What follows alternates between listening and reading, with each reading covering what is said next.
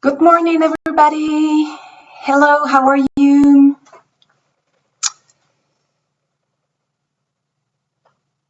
Okay, we're waiting some minutes, okay? 1-2 minutes to see how many of our classmates can join today's video.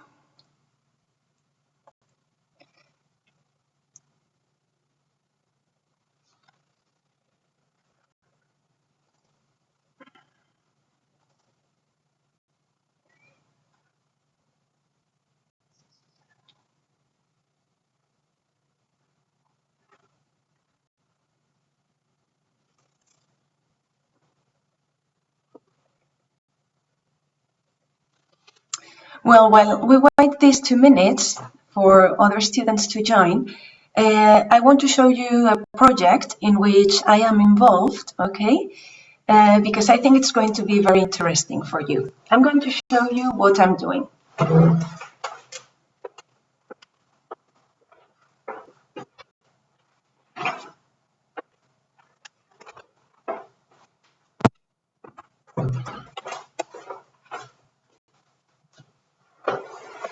Well, here in Valladolid, there is a group of engineers who is making protection masks for doctors to fight against coronavirus, because you know that there are some problems with the providers of masks and protection materials for the hospitals.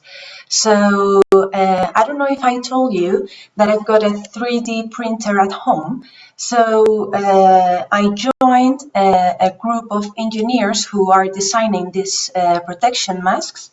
And this weekend, I've been, I want to show it to you 1 minute so you can watch it bigger. That's it. Okay.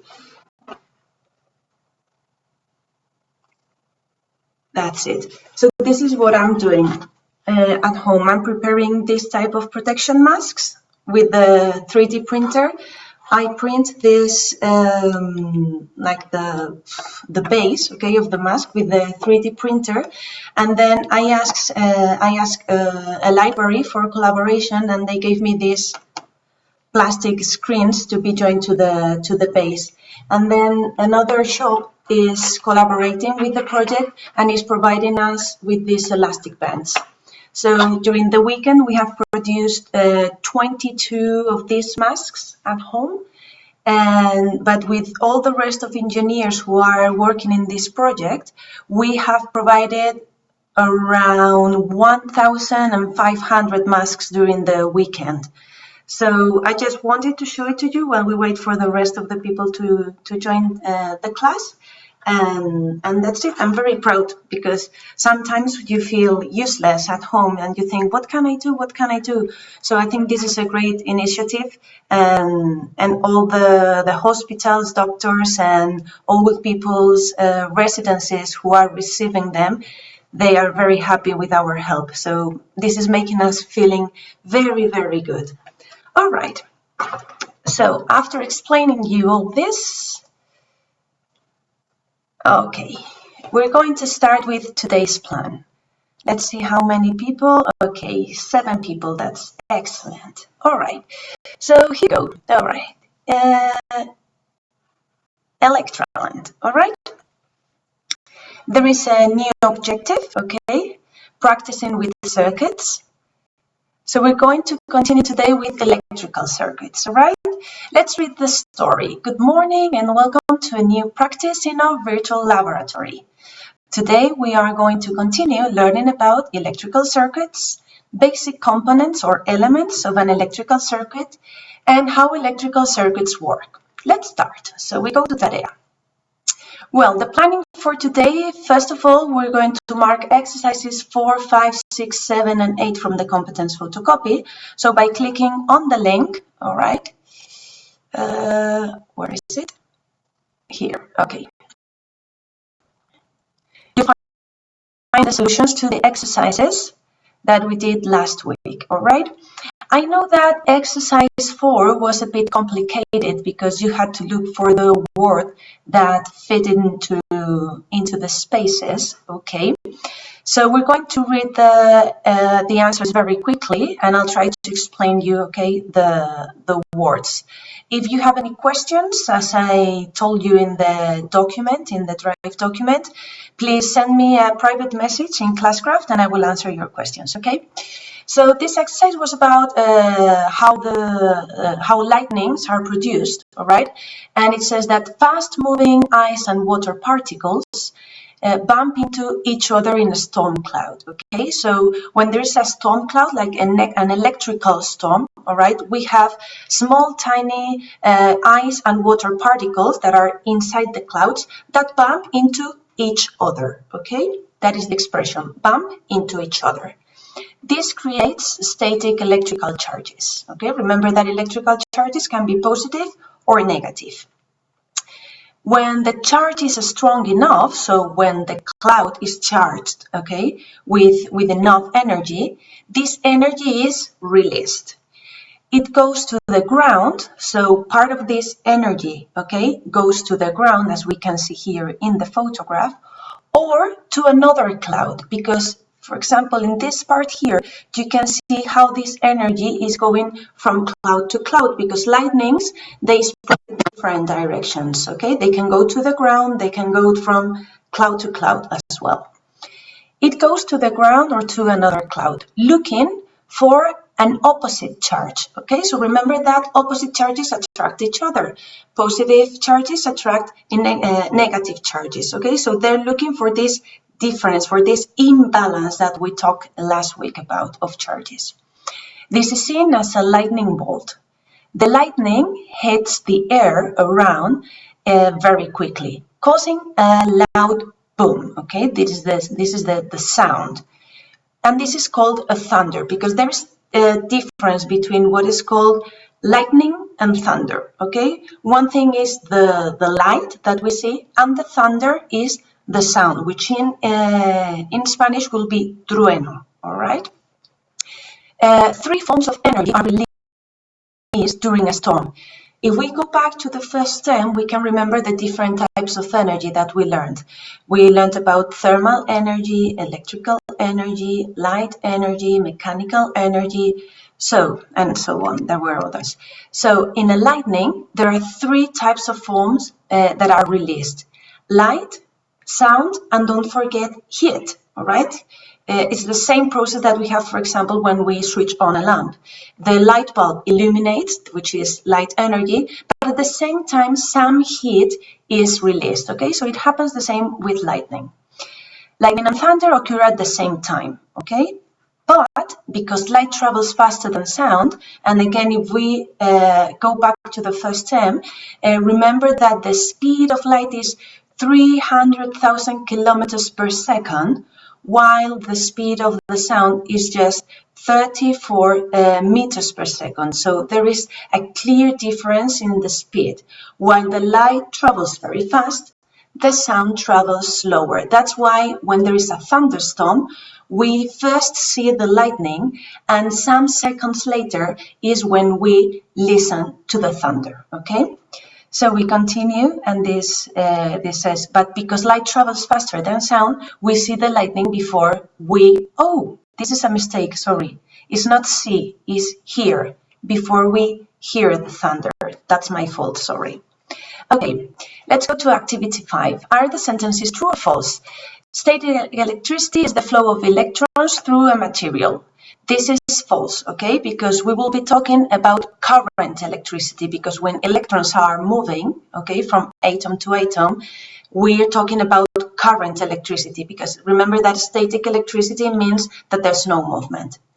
B, static electricity is caused by an imbalance of charges between two electrical insulators. This is true. Remember that static electricity is caused by this imbalance of charges, and it's between two electrical insulators, no conductors, all right? C, most electric machines run on static electricity. This is false, because most of the machines that we have at home, like the microwave, the oven, the refrigerator, a toaster, a lamp, a computer, they need current electricity, not static electricity. Rubbing non-metal objects together creates electric current. This is false. Rubbing non-metal objects, insulator materials together, what creates is static electricity, not electric current. E, a positively charged object is attracted to a negatively charged object. This is true because, as we said, different charges attract each other. And finally, you can feel a small shock when lots of electrons move at the same time. And this is true. Okay? Exercise 6. Write the materials in the correct column. Add some of your own ideas. So here we have 5 materials: rubber, plastic, copper, wood, and aluminium. So I classified them in these tables, and I added some of my own ideas. So I added 5 more here in black, insulators, and here 6 more conductors. All right, so these are just some examples. If you put other examples and you are not sure about your answers, remember, you can text me using Classcraft messages to ask me this. Exercise 7, label the diagram using these words. This activity was quite simple, so I think that you shouldn't have had any problems, okay? And finally, activity 8, write the vocabulary from activity 7 next to the correct description. So it conducts electricity, the part of the circuit that conducts electricity, it's the wire, all right, because it's made with a conductor, usually copper, a metal. B, it provides the electricity, it's the power source. C, it transforms electricity into other forms of energy. This will be the resistor, okay? In this case, we have a light bulb, so the electrical energy is being transformed into light. But remember that resistors can be other devices, okay? All right? It can be a fan, so it will be transformed into mechanical energy. It can also be an MP3 player, so it will be transformed into sound energy. It can be a television, so it will be transformed into light and sound energy, and so on. And finally, it opens and closes the circuit, so this is the switch, all right? Remember that the circuit has to be closed so that the electricity flows through the circuit and it works. And if it's open, it will be stopped, so the electric current will be interrupted. Okay, so after explaining the answers to the homework, we go to the second part, the explanation video, all right, that we're here. Laboratory practice for today. Okay, so I'm going to explain you what we're doing. It says, copy the summary in your notebook and do exercises 1 and 2. Use the virtual laboratory to help you answer the exercises. These exercises should be finished for Friday, 27th of March. Click on the links. You have got 3 links here. Here you have the notebook summary and the 2 exercises that I'm giving you today. This is a photo that you need for the exercise 1, all right? And here you have the simulation laboratory, because I want you to work with the notebook and the simulation laboratory at the same time. Okay, by clicking on the notebook summary, this is what will appear, okay? I want you to copy this onto your notebook. This is a short summary with an explanation, and then you have the 2 exercises for today. Okay, the explanation says that a simple circuit diagram often looks like a rectangle, like this one here. So this is the most common representation of circuits, all right? It shows the power source, that is here, or the battery, wires, which is the gray line, all right, that we have, switches, that is this one here, and resistors or receptors. In this case, remember that a circle with a cross inside represents a light bulb, all right?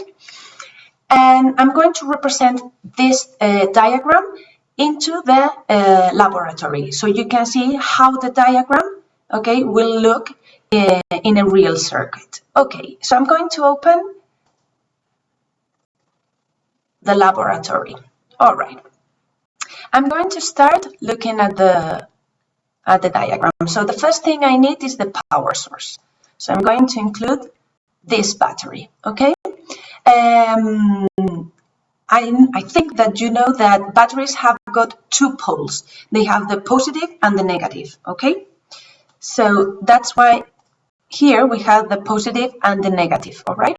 So I need wire. So I'm going to use this, another piece of wire here. Okay, the switch is there. So I need this. Okay, now I include the switch. And here you can see that we have two different paths, okay? So I'm going to represent the circuit like this. Okay, this one going up, another one going down, one light bulb, another one,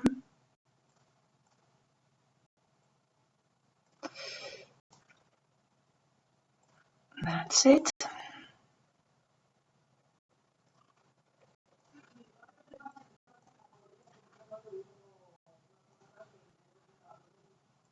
Sorry, I need to cut here because it's like this.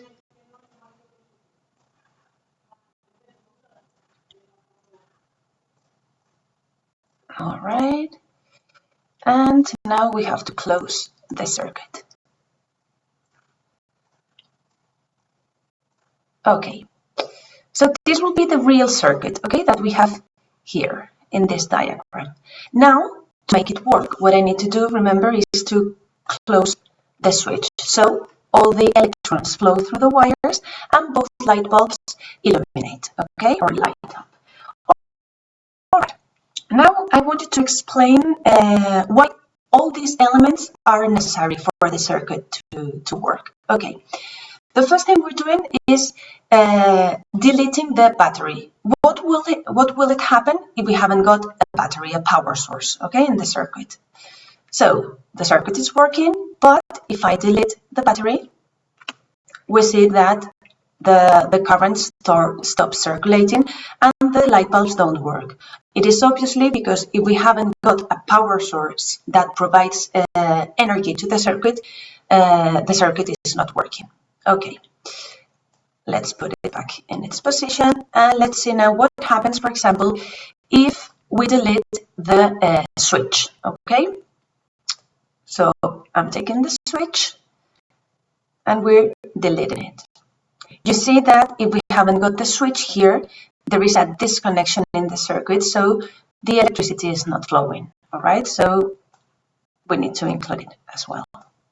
And remember to close the circuit. Okay. All right. Next point, resistors, okay? Will the energy or the electricity flow through the circuit if we haven't got resistors? I'm going to delete them. 1 and 2. And I'm trying to connect these two cables together. Okay, look what happened. You see this fire that appeared? This is because the energy, okay, the electricity is burning the battery, okay?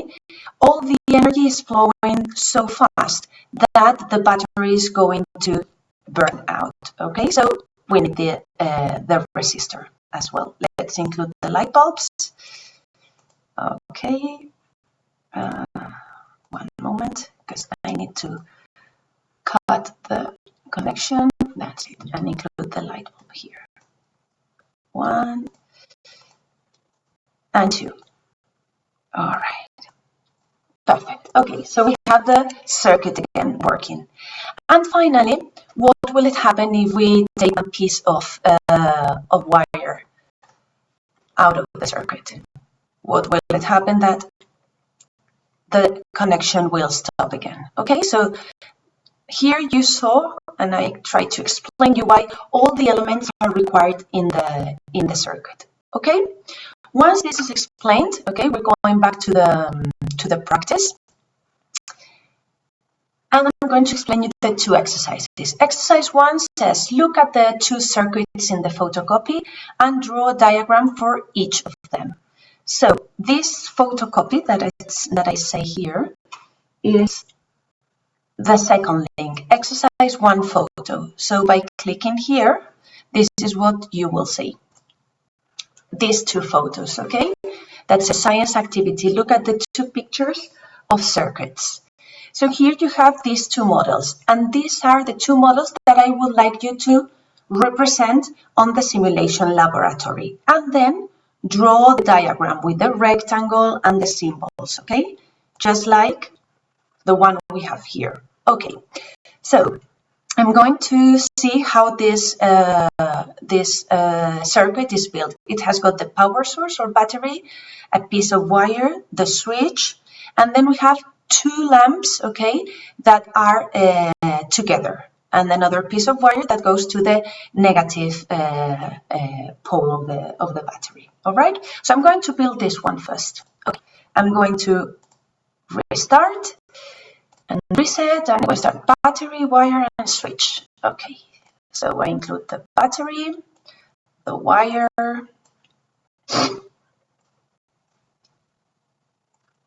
okay, the switch,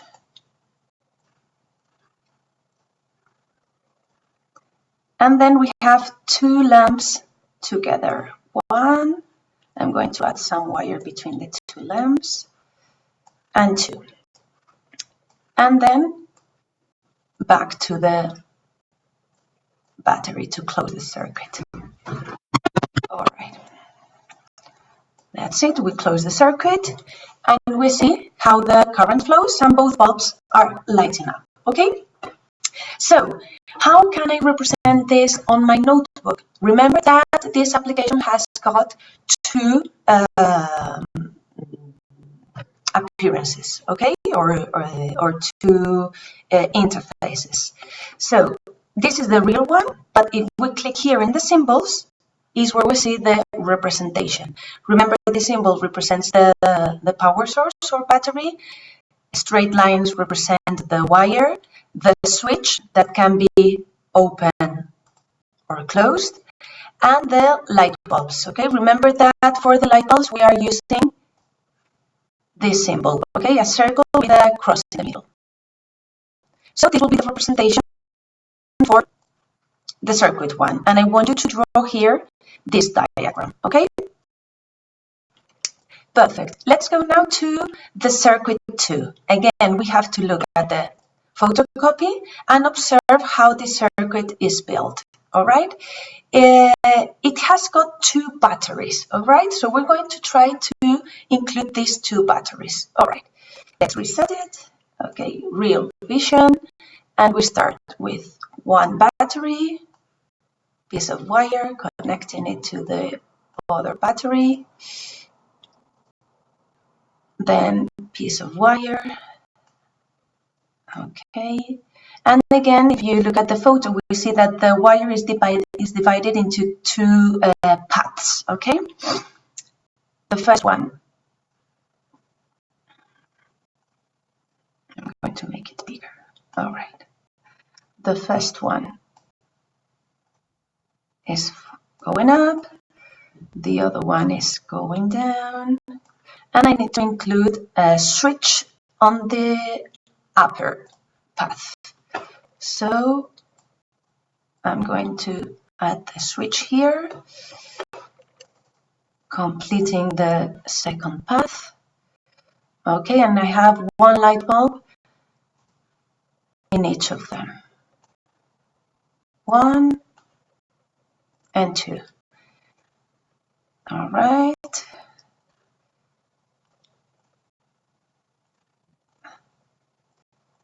That's it.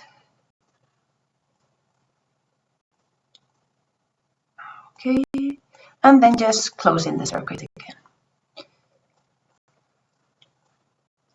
Okay. All right. And here you can see how the light bulb is lighting up. But pay attention to this one. Is it lightning? No. Can you guess why is this light bulb not lighting up? Well, pay attention to the switch. If I close the switch, both light bulbs will be lighting up. Okay? All right. And remember that what I want you to do is to draw the diagram for the circuit. So again, if we go to the diagram, here you will see the representation, okay, changing this symbol for the light bulb symbol, the circle with the cross inside, okay? And that's basically what I want you to do for today, okay? Then you have to answer this question that I copied also here, exercise 2. What will happen in circuit 2, so in this one, when the switch is off and when the switch is on? So I want to explain what happens in this circuit when the switch is off and the switch is on, all right? And that's it for today, okay? So, because the next thing, okay, the next exercises, I will give them to tomorrow, all right? Every day we'll have a little practice like this one, all right? Remember that these exercises should be finished for Friday the 27th of March, okay?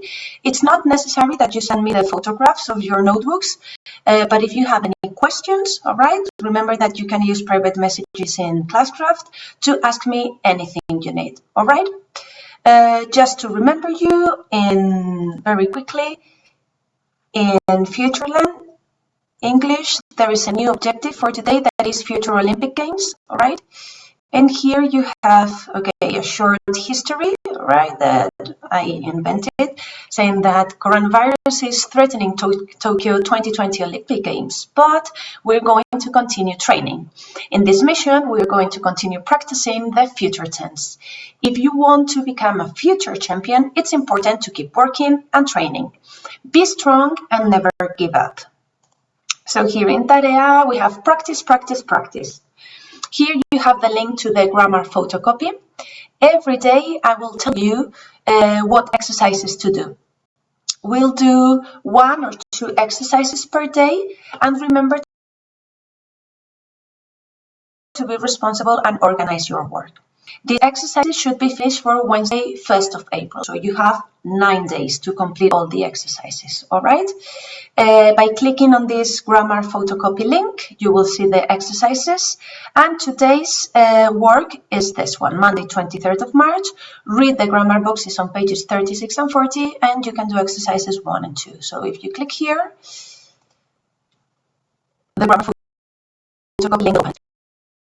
You have 2 possibilities. If you have a printer at home, you can print the photocopies and just complete the exercises.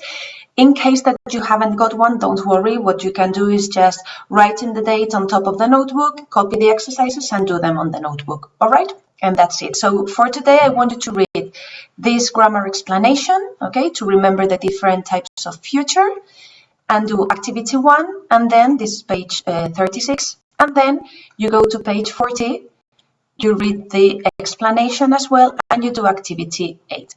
Okie dokie. So that's all for today. Thanks for watching. Okay, I don't know how many people is connected. Okay, the same 7 people that we had. Okay, Nicole says the exercise 8 and the competence photocopy is not there. Okay. All right, I'm going to check what you say about the exercise 8 in the competence photocopy, because Nicolas Romero noticed me that and I changed it. So I think that it should appear now. All right, but I'm going to double check it. Don't worry, if it's not ready, it will be in 2 minutes. And that's everything for today. Thanks for watching. Take care. Be happy. And I'll see you tomorrow. Bye-bye.